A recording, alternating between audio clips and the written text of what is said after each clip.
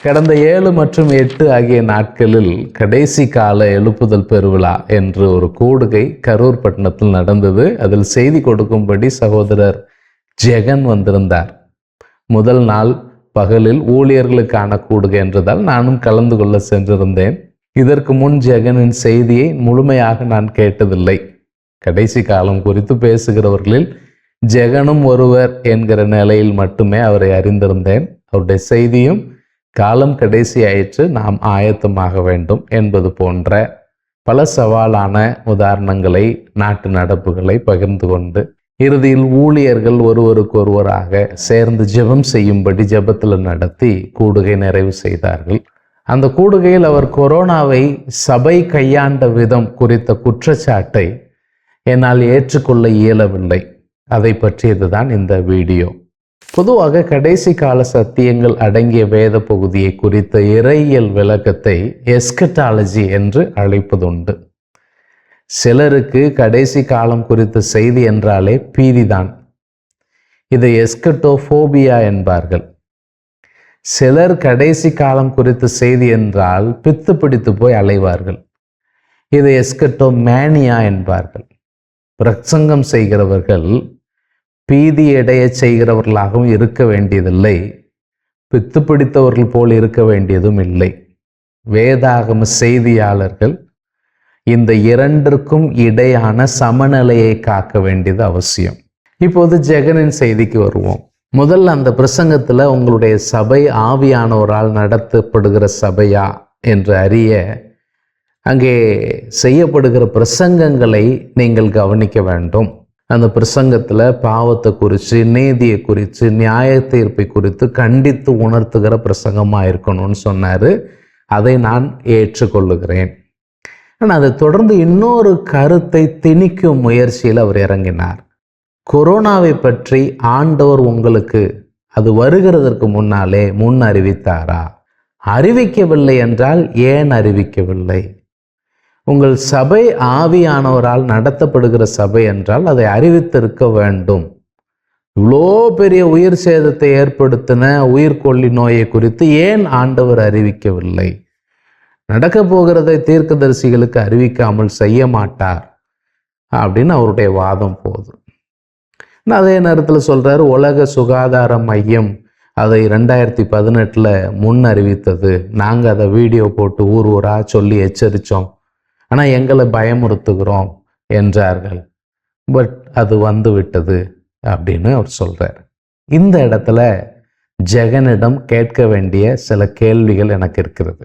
1, தேவன் தாம் செய்ய போகிற அனைத்தையும் சபைக்கு அறிவித்து விட்டுத்தான் செய்திருக்கிறாரா? அப்போஸ்தலர் அனைவருக்கும் தங்களுக்கு நடக்க போவது எல்லாவற்றையும், சபைக்கு வரப்போகிற எல்லாவற்றையும் முன்னமே தெரியும்படி ஆண்டவர் செயல்பட்டாரா? பவுல் அநேக தரிசனங்களை பெற்றவர் தான்.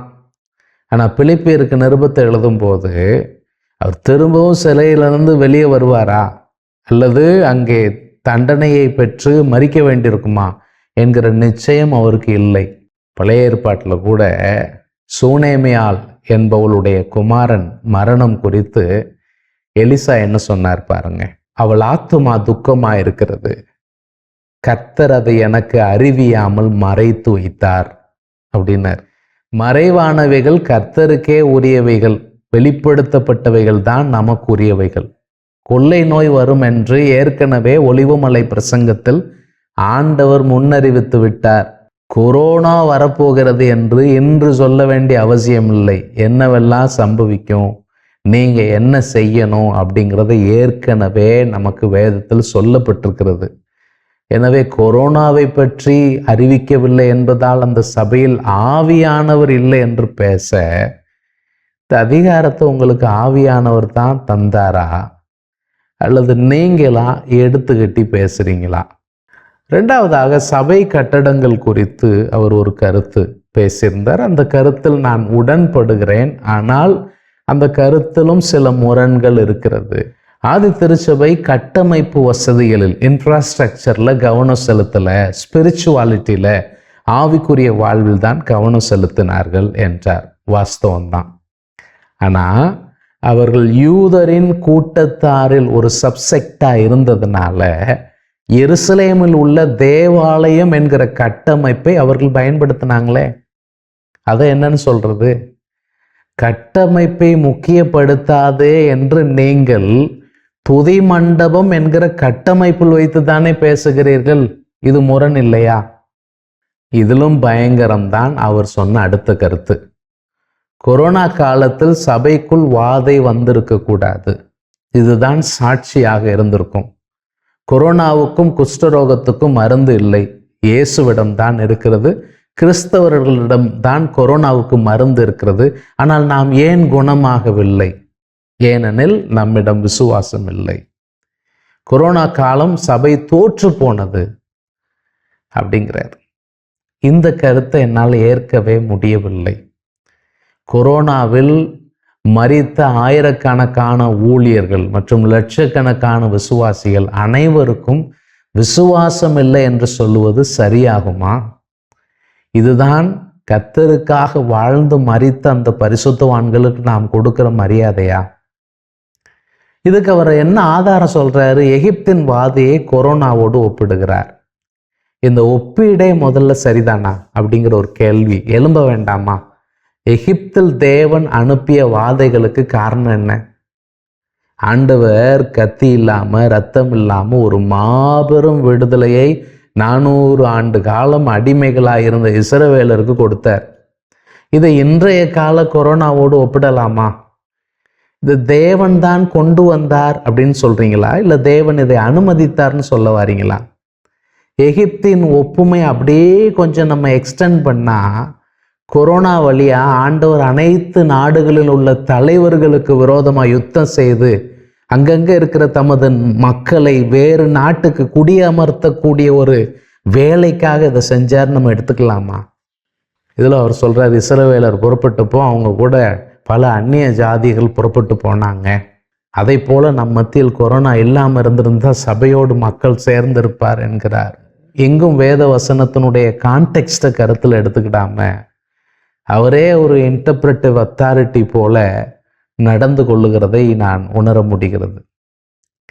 இதுலேயும் ஜெகன் சொல்ல மறந்த இன்னொரு விஷயத்தை நான் சொல்கிறேன். இஸ்ரவேலர் வனாந்தரத்தில் இச்சித்து வழுவி போய் வனாந்தரத்திலே மாண்டு போனதுக்கு முக்கிய காரணமாக இருந்ததே இந்த அந்நிய ஜாதியார் கூட்டம்தான். இது இல்லைன்னு சொல்ல முடியுமா? இது போன்ற போதனை நம்ம எங்கே கொண்டு போய் சேர்க்கிறது?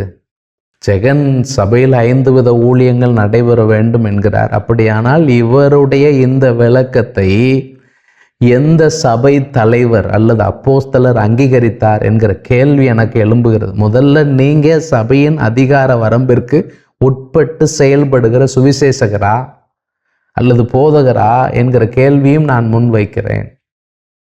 அதாவது போதகர்கள் கண்டித்து பேசுவது நல்லதுதான், ஆனால் கண்டபடி வியாக்கியானம் பேசுவது நல்லதல்ல. நண்பர் ஜெகன் கொரோனா குறித்து சபையின் மீது வைக்கக்கூடிய குற்றச்சாட்டை மாற்றிக்கொள்ளுவார் என்று நம்புகிறேன். இல்லையெனில் நாம் நிதானித்து நம்மை காத்து கொள்வது நமக்கு நல்லது. God bless you.